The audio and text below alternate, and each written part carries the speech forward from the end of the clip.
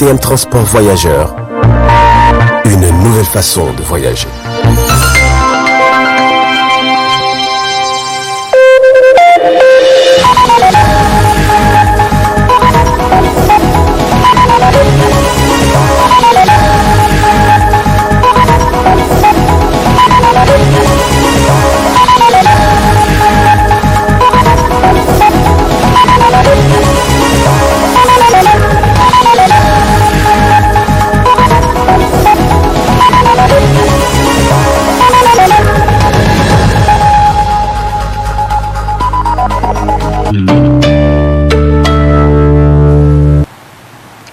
Bonsoir à toutes et à tous et ravi de vous retrouver à ce grand rendez-vous de 20h15 sur le miroir de la femme.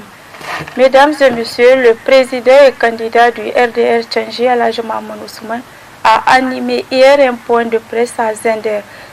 Il était relatif à la proclamation officielle des résultats globaux provisoires par la Commission électorale nationale indépendante CENI. Il était au micro de nos confrères de la radio et télévision Gaskia de Zender.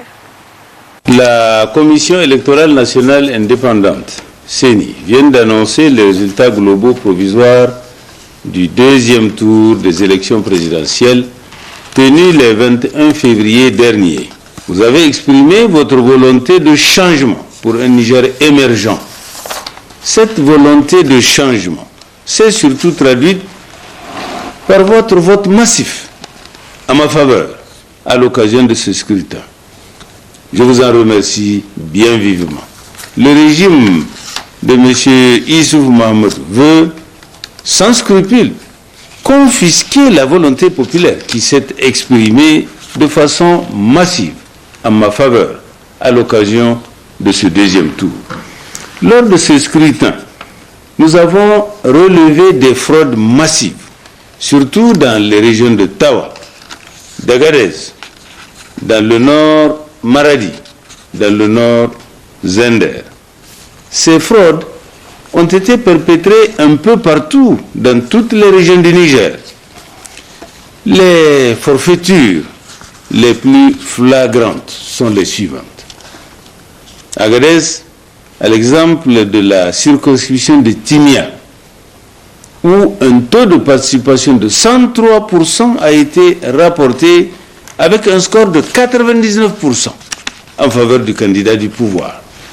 Dans ces zones, nos délégués ont été contraints, sous la menace d'armes à feu, à signer les PV sans aucune possibilité de porter des observations. Dans la région de Tawa, des irrégularités grotesques ont été rapportés dans 15 circonscriptions électorales. Dans les circonscriptions de Dabaga et Tagris, le vote était déjà terminé la veille même des élections. Dans ces circonscriptions, des faux bulletins de vote ont été détectés par la CENI elle-même dans son propre communiqué en date du 21 février 2021.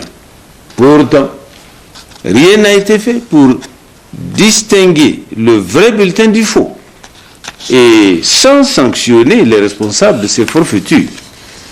Dans le nord Zender, à Belbéji, des résultats ont été comptabilisés dans 45 bureaux de vote qui n'ont pas fonctionné du tout. À Tenehia et Tesker, des urnes ont été braquées. Malgré ces irrégularités, la compilation des résultats des PV en notre possession à travers nos délégués dans les différents bureaux de vote nous donne gagnant. Ainsi, nous rejetons en bloc les résultats partout où des irrégularités ont été constatées. Nonobstant cette victoire acquise, nous nous réservons le droit d'exercer des recours en annulation dans les zones précitées afin que justice soit faite.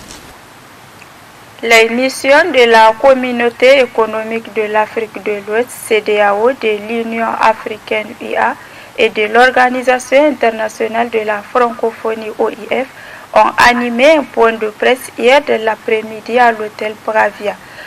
Après une mission d'observation du scrutin du deuxième tour dans les 8 régions, font ce constat sur le déroulement et les manquements de la tenue de l'élection. Je vous propose de suivre un extrait du point de presse avec le général Francis Behanzé. Sur la base de l'analyse des rapports soumis par les observateurs qui ont été déployés sur le terrain, la mission d'observation électorale de la CEDEAO a tiré les conclusions préliminaires suivantes. Les préparatifs du second tour de l'élection présidentielle du 21 février 2021, la campagne électorale, le déroulement du vote le jour du scrutin ainsi que le dépouillement et la comptabilisation des bulletins de vote se sont généralement déroulés dans une atmosphère apaisée. Les agents électoraux et les agents de sécurité ont fait preuve de professionnalisme dans la conduite des opérations le jour du scrutin. La mission a noté une forte mobilisation des jeunes et des femmes lors du déroulement du scrutin. Les électeurs ont exprimé leurs droits constitutionnels en votant pour le candidat de leur choix dans des conditions libres, équitables, crédibles et transparentes. Par ailleurs, la mission a déploré l'incident terroriste malheureux survenu le jour du scrutin à Dargol, dans la région de Tillabéri, incident dans lequel 7 agents électoraux ont perdu la vie et 3 blessés encore dans un état critique.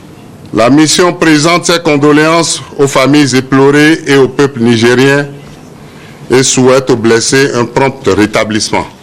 La mission d'observation électorale de la CEDEAO se réjouit des efforts fournis par les autorités nigériennes, les structures en charge des élections, les partenaires au développement, les autres missions d'observation pour avoir travaillé à la tenue du scrutin du 21 février 2021. La mission d'observation de la CEDEAO produira un rapport exhaustif sur l'ensemble du processus dans les meilleurs délais.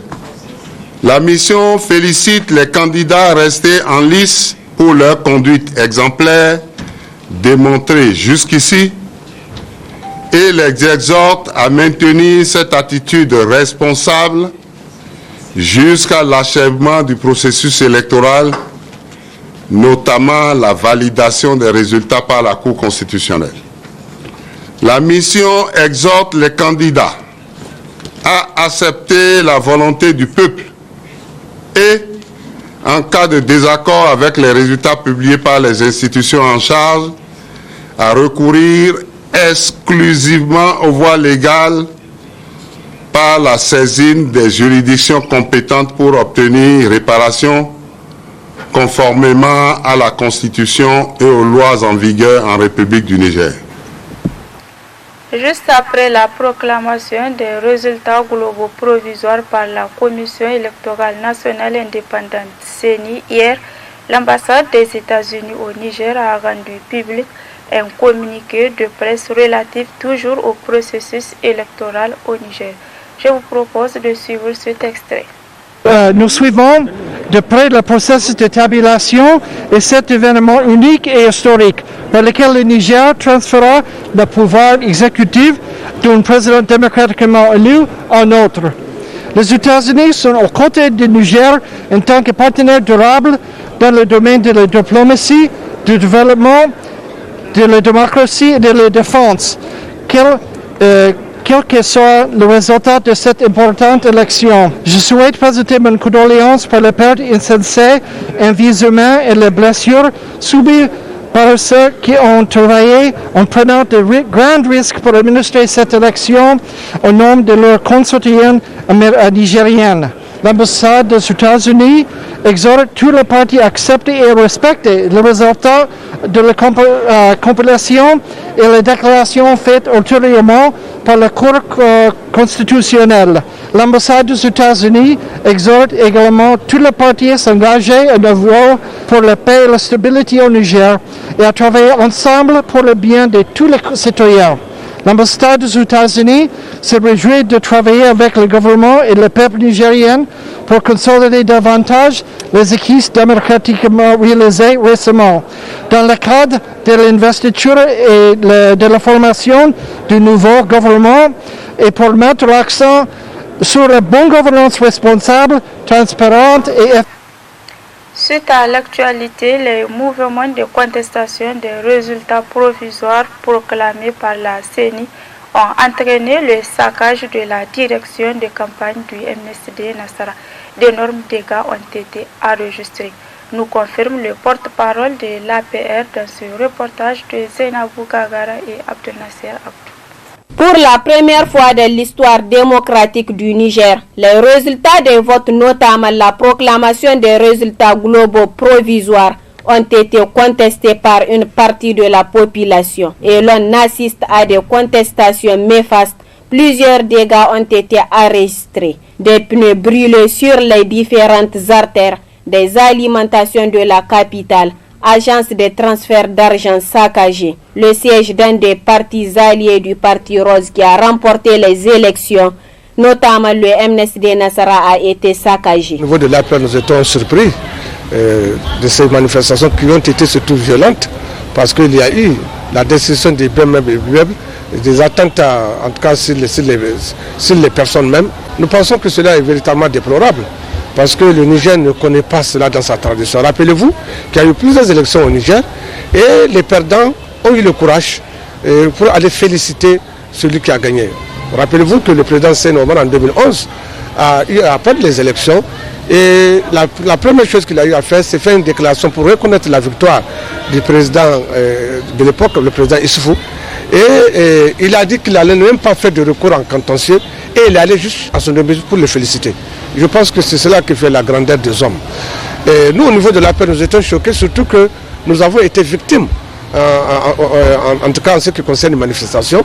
La direction de campagne, de campagne du MNSD a été saccagée et des véhicules appartenant à des militants du MNSD ont été brûlés. Nous pensons que cela est véritablement déplorable. Ce pays est un pays fragile, qui a besoin de paix, qui a besoin de sécurité, qui a besoin de sérénité. Et nous ne pensons pas que nous pouvons résoudre les problèmes par la violence, parce que la violence n'est pas la solution d'un problème, elle est elle-même un problème. Nous pensons que les gens peuvent privilégier le dialogue, parce que quoi qu'on fasse, quelles que soient nos revendications, quelles que soient nos attitudes, nous allons toujours revenir sur une table de négociation. Ce pays a besoin des filles et des fils de tous. Et ceux qui sont en train de poser ces actes, je pense qu'il faut arrêter. Parce que nous avons remarqué que c'est des petits enfants qui sont manipulés, qui sont victimes. Et les petits enfants, fils des pauvres, il faut le dire, c'est les enfants des pauvres, ce n'est pas les enfants des élites. Les populations nigériennes doivent revenir à la raison, tout en sachant qu'ils sont des pions de l'histoire. Et les parents doivent prendre leurs responsabilités car tout peut revenir sur eux. Les résultats globaux provisoires proclamés hier 23 février 2021 par la CENI font l'objet toujours de vives controverses au sein de la population. Des violentes manifestations ont opposé police et citoyens. Le constat. Après la proclamation des résultats provisoires du second tour de l'élection présidentielle du 21 février dernier, plusieurs manifestants sont descendus dans les rues de la capitale pour exprimer leur mécontentement et leur non-approbation de ces résultats tels que proclamés par la CENI. Ainsi, plusieurs kiosques et autres lieux d'activité des citoyens ont été saccagés par ces manifestants qui cassent et brûlent presque tout sur leur passage. L'ambiance tendue qui prévalait depuis hier après la proclamation continue encore aujourd'hui. Et visiblement, ces manifestants ne sont pas prêts d'accepter ces résultats de la CENI. En attendant qu'une solution urgente soit trouvée à cette barbarie à laquelle l'on assiste dans notre capitale, les paisibles citoyens se demandent de leur côté si cette manifestation n'est pas le fruit d'une manipulation politique. Ce qui est sûr pour le moment, certains de ces jeunes déboussolés qui opèrent cette chignalerie dans notre capitale sont déjà interpellés et répondront bientôt de leurs actes. Et c'est ici que s'achève cette édition d'information. Merci de l'avoir suivi et restez en compagnie de nos programmes. Au revoir.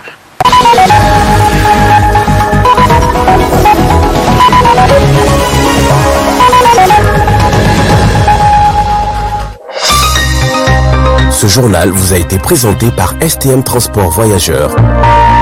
Une nouvelle façon de voyager.